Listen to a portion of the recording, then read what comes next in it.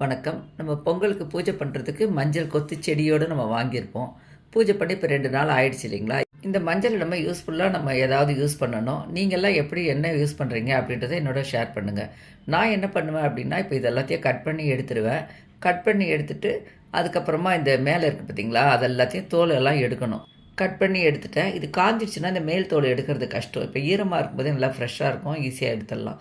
இஞ்சிக்கு தோல் சீவும் பாருங்கள், அந்த மாதிரி சீவி எல்லாத்தையுமே எடுத்துட்டேன். பாருங்கள் எவ்வளோ ஃப்ரெஷ்ஷாக இருக்கனால என்னோடய கையெல்லாம் கூட மஞ்சள் கலர் ஆகிடுச்சு.